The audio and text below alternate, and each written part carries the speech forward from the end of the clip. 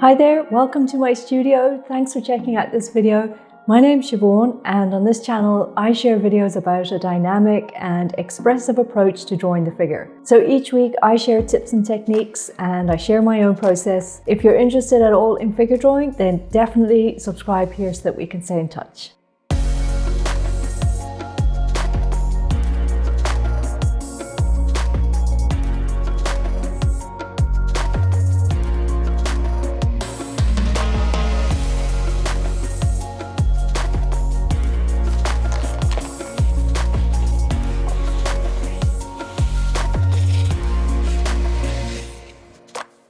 In today's video, I want to answer a few questions from the comments. I've been getting some great questions lately from subscribers, and I thought it'd be a good opportunity to talk about these. Today, I'm going to cover topics like how do you make your gesture drawings look dynamic and alive? The second one I want to talk about is should you use scribble drawing or should you use less line work? And the third one is, do you draw with your other hand? So before we dive into all of that, I also want to let you know that this week I'm celebrating 20,000 subscribers on this channel. To me, that's amazing. As my way of saying thank you, I wanted to do a drawing giveaway. I went back to one of my favorite poses to draw.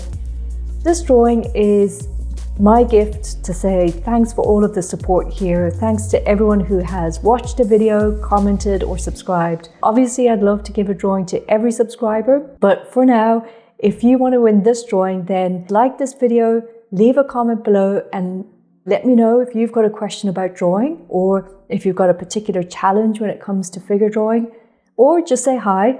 And then next week, I'll go through all of the comments and I'll pick one comment at random and send this drawing off to you. And obviously it goes without saying that Jessie says thanks a million as well. So I'm going to share the process of making this drawing, and while that plays, I'm going to answer some of the questions.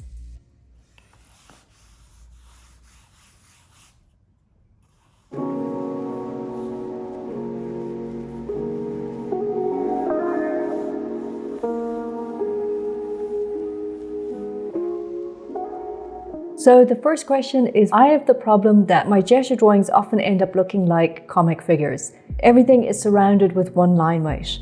Anatomy, angles and perspective are okay. Perhaps I should try it with charcoal.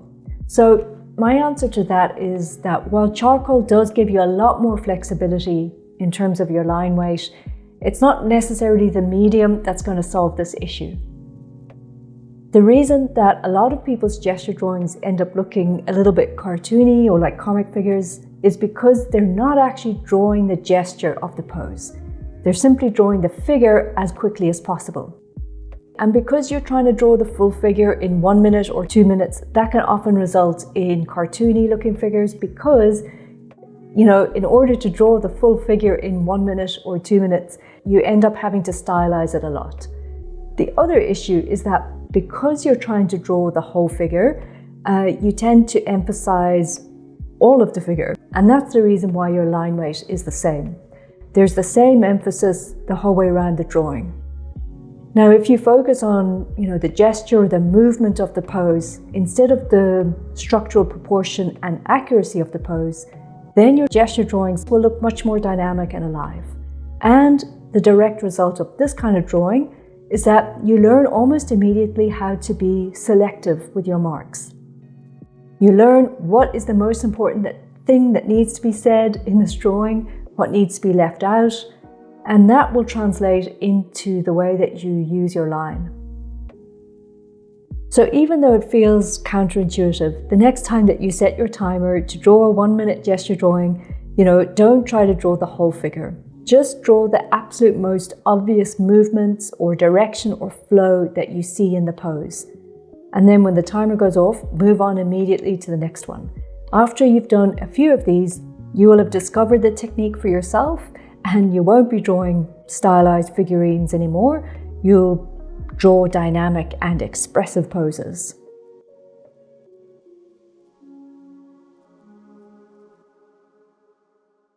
So the second question, compared to Nicolaides' scribble technique, you seem to lay down less lines or less scribbly lines, I guess. Is there a reason for that? So if you don't know, Nicolaides' book, The Natural Way to Draw, I've got a video about that book if you want to go check it out. But it's a fantastic book for helping you to develop your own sort of natural style of drawing, and he focuses on gesture and contour a lot. But to answer this question, I mean, for me, I started learning with scribble drawing. That's how I learned to get loose and much more instinctive in my work. So scribble drawing is great. It's a fantastic place to start.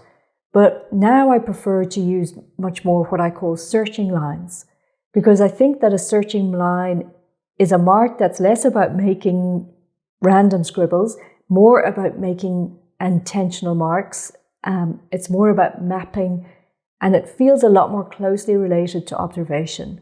Sometimes scribble drawing for me can feel a little bit random, and also scribbles can result in a drawing that is just one note if the scribble mark is the same everywhere. Also, what I will add is that most of the techniques that Nicolaides talks about are simply techniques that are supposed to lead you to your own natural way of drawing. And like most things that you learn, at a certain point you can drop the technique and just draw with what you think feels best in the given moment. Of course, if you're ever unsure, you've got the technique to lean back on. So I hope this answers that question. The third question I wanted to talk about today is, I noticed that you sometimes draw with your left hand as well as your right. Is this something that you've always done, or is it something that you've had to work at? So the answer to this question is really complex. It's probably worthy of a whole video or a whole series of videos. That's also a little bit tricky to answer without showing a demo, but I'll try to answer it as best I can.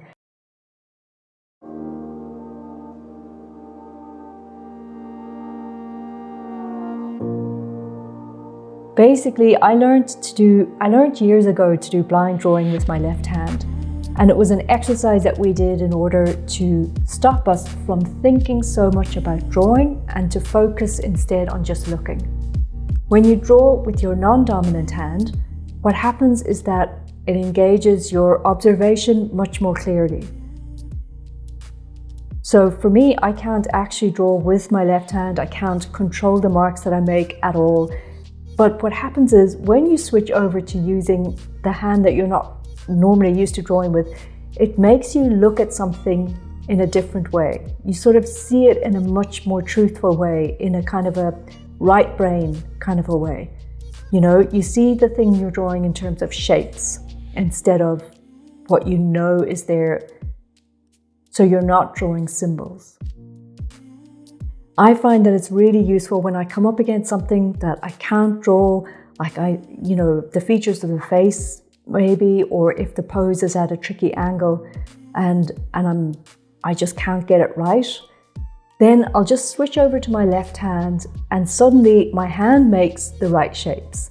It sort of helps me to see the thing better. And really that's the only reason I do it. I wouldn't make a whole drawing with my left hand. I'll just sort of switch over when I know that I'm not really getting the shapes right. And for me, that's a really useful thing. It helps me out a lot in a lot of times.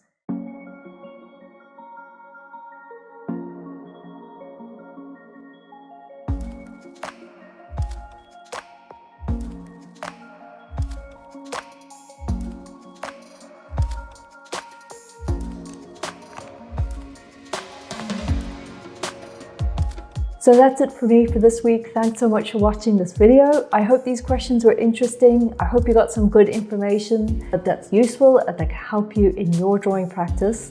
Please let me know in the comments if you've got any questions yourself. And don't forget to leave a comment if you want to begin with a chance to win this drawing next week. Thank you so much for watching, and I'll see you in the next video.